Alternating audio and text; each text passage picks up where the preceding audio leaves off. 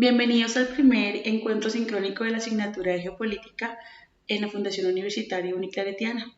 Durante esta primera sesión vamos a hablar de la relación que tiene la geopolítica con el poder y lo centraremos en lo posible en ejemplos prácticos a partir de una aproximación desde la teoría. En primer lugar, quisiera recomendarles una película para que la vean en su tiempo libre. En realidad, sobre el tema geopolítico pueden encontrar muchas opciones, pero inicialmente podrían comenzar con Siriana, una película del año 2005 que es protagonizada por George Clooney. En esta película, básicamente la sinopsis que les puedo contar es sobre un país imaginario en Oriente Medio, donde hay una zona petrolífera y básicamente se está pretendiendo renegociar las relaciones entre ese país y los Estados Unidos frente a una concesión de recursos de explotación minera. Es muy interesante porque de una forma u otra los permite ubicarse en el contexto de lo que trata la geopolítica como disciplina. Ya para quienes tuvieron la oportunidad de encontrarse en la presencialidad conmigo, tuvimos la discusión de si la geopolítica es una ciencia o si es una disciplina. Dado su nivel de transversalización y de interacción con otras ciencias del ámbito de las ciencias sociales, tiene más una característica disciplinar, dado que genera estrategias, genera escenarios y genera, llamémoslo así, procesos o protocolos por medio de los cuales se busca cumplir ciertas y determinadas intenciones del Estado. Es aquí importante que retomemos una definición estándar o una definición general de lo que es la geopolítica. Uno de los autores de referencia que también encontrarán en los módulos de lecturas que tenemos asignadas para este primer escenario de encuentro, refiere a un autor que se llama Karl Haushofer. Esta disciplina nace del avance de lo que se consideraba la geografía política alemana de principios del siglo XX y finales del siglo XIX. Con Haushofer tenemos una aproximación muy integral de lo que se pretende haga la geopolítica y me permito leerles y compartirles específicamente la definición. La geopolítica es la base científica del arte de la actuación política en la lucha de los organismos estatales por el espacio vital. La geopolítica aspira a proporcionar las armas para la acción política y los principios que sirvan de guía para esta misma. Con esta definición se nos entregan una serie de conceptos fundamentales que después son profundizados por Frederick Ratzel, también alemán, y es el concepto del espacio vital. Recordemos que el espacio vital es todo territorio específico que requiere una nación y entendiendo nación como un pueblo que comparte identidad, es decir, que comparte ciudadanía, y ese es ese espacio que le permite desarrollarse en términos políticos, sociales y económicos. A partir del análisis de estos autores, este territorio debe ser conseguido, administrado y fortalecido por el Estado. No se puede pensar que los territorios simplemente se pueden intercambiar como moneda de cambio, es decir, yo te vendo acá y tú me compras acá, como sucedió en la consolidación, por ejemplo, de la nación norteamericana, donde intercambió territorios tanto con España como con Francia en la costa del sur de los Estados Unidos y también en la costa norte. Tenemos que tener presente que esta dinámica de los espacios mínimos vitales se consolida como la estrategia real de ampliar y extender el ámbito de poder del Estado. Según esta premisa, las fronteras que demarcan la soberanía territorial tendrían una característica porosa, porque se supondría que desde esta perspectiva, si un Estado es próspero, si un Estado tiene la capacidad de crecer más que otros, también tendría la capacidad de tomar territorios de aquellos Estados que no tengan esa misma posibilidad de crecer y de desarrollarse. Esto lo hemos visto durante toda la historia mundial específicamente o con más énfasis en los procesos donde se han desarrollado guerras o conflictos armados entre naciones, o sea, es decir, no interestatales sino intraestatales. Lo que nosotros tenemos que plantearnos o que tenemos que revisar es cuál es el eje de estudio fundamental para la acumulación de poder en el ejercicio del marco metodológico de la geopolítica. Y se basa en tres elementos fundamentales: la concepción de espacio, la concepción de suelo y la concepción de territorio. El espacio como tal es toda la dimensión que tenemos dentro del bioma, del ecosistema, donde podemos desarrollar la vida de los seres humanos.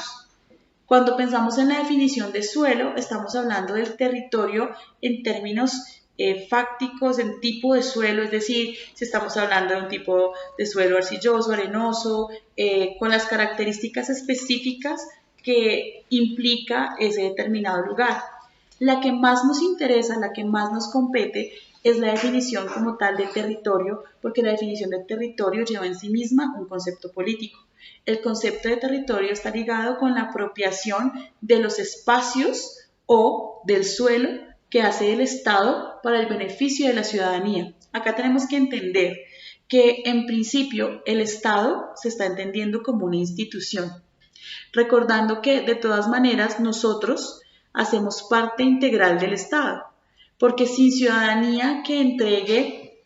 al Estado la posibilidad de ejercer soberanamente su poder, digamos que no pasaría de ser más que una ficción construida. Bajo esa perspectiva es que nosotros podemos comenzar a pensar o a comenzar a ubicar un escenario donde el poder se convierte en un eje importante de interacción. Cuando pensamos en poder, estamos hablando bien sea o de capacidad o de posibilidad de ejercer una determinada acción. Existen múltiples teóricos que podríamos revisar para encontrar una definición específica del poder.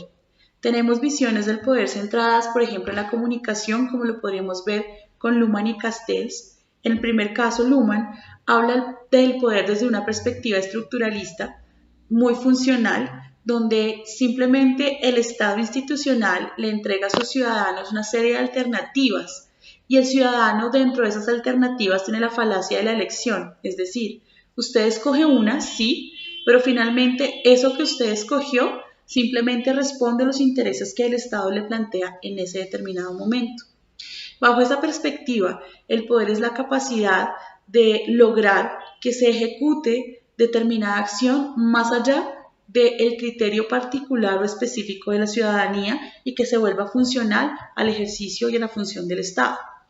Para otros autores, con otro tipo de orientación, como por ejemplo tendríamos a Michel Foucault desde el estructuralismo francés, encontramos que el poder es una relación y se fundamenta en la capacidad de condensar o de concentrar la capacidad de transformar los contextos en determinados actores, en determinados espacios. Y esa capacidad de transformación es la que le da poder al Estado o a diferentes elementos con una estructura específica. Si lo vemos desde una teoría más societal, podríamos hablar desde Pierre Bourdieu, que nos plantea básicamente que el poder se da específicamente cuando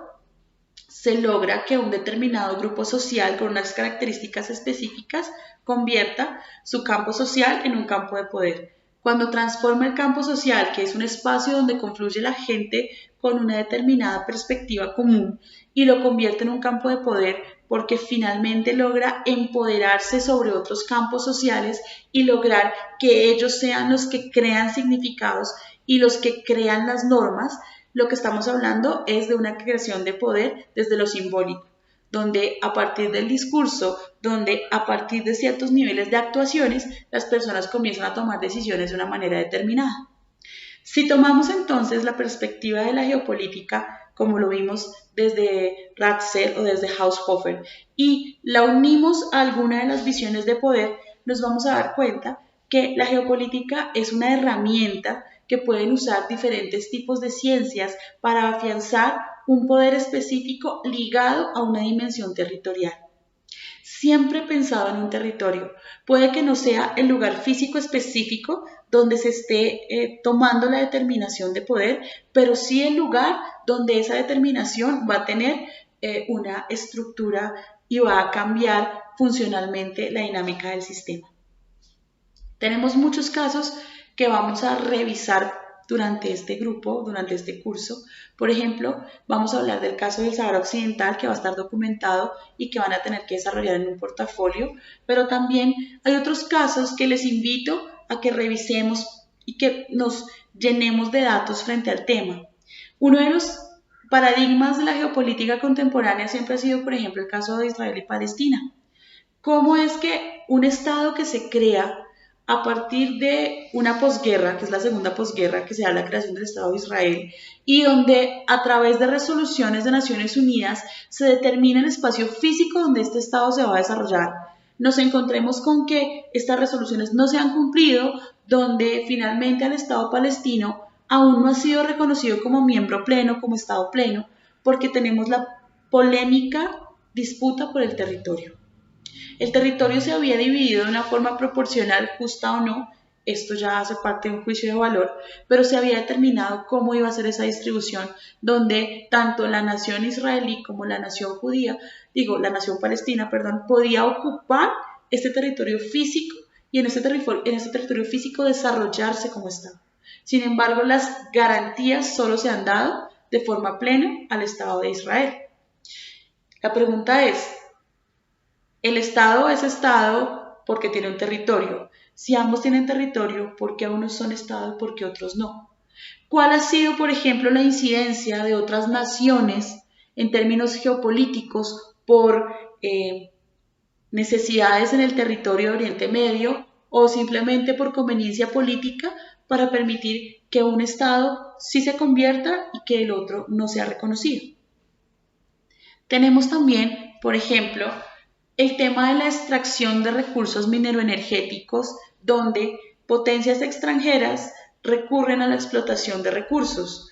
¿Qué pasa con el expolio? Por ejemplo, países con una riqueza inmensa, como los países del sur de África, dadas todas sus reservas mineras, especialmente por diamante, coltán, son explotadas o están siendo explotadas aún por empresas que pertenecen a naciones europeas. Pero si lo vemos en términos generales, por ejemplo, el Congo belga, que ya solo es el Congo, la República Democrática del Congo, durante mucho tiempo fue explotada por una nación extranjera, porque sus recursos no eran propios, sino que estaban siendo llevados a otros territorios. También lo podemos ver en casos en América Latina,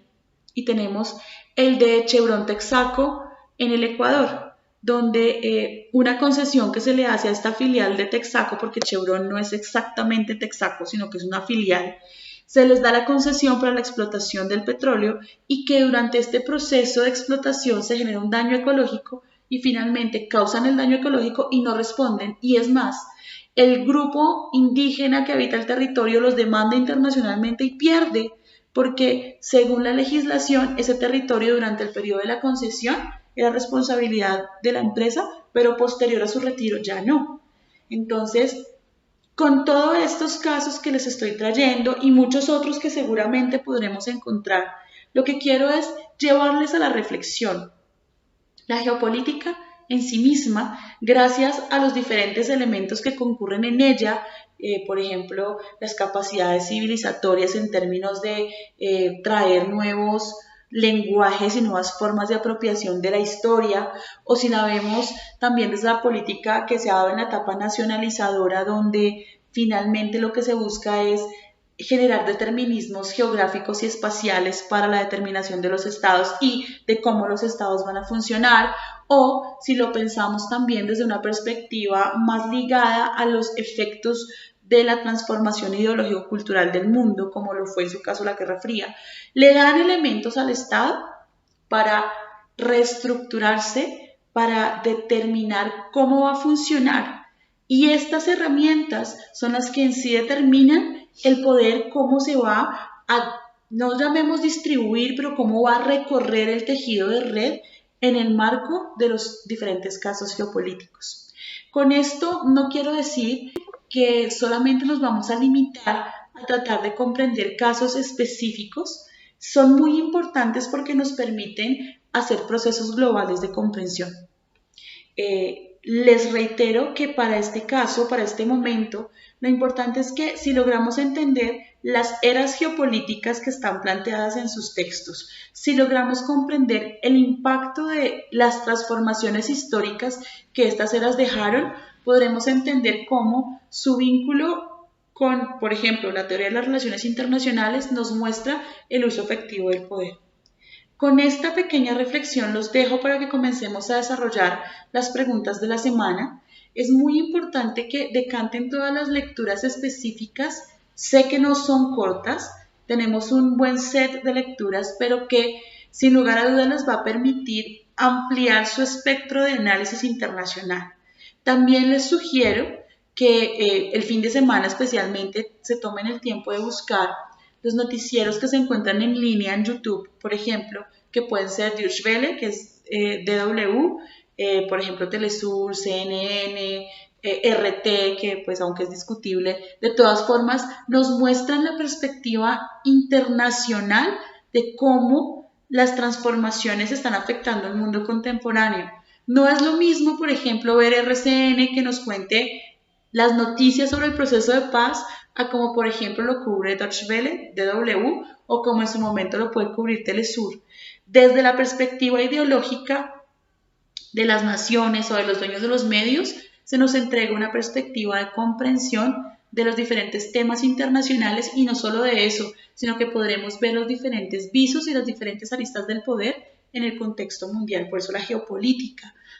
Más allá de solo verla dentro del debate de si es disciplina o si es una ciencia, es la herramienta fundamental, es como ponerse unos anteojos que nos permiten aclarar mucho más la visión que tenemos frente al mundo y cómo analizar los diferentes fenómenos. Entonces los dejo para que comencemos con nuestra sección de preguntas que espero hayan podido analizar antes de comenzar. Recuerden que la participación no tiene un orden específico, simplemente cuando se abra la sección del tiempo de las preguntas,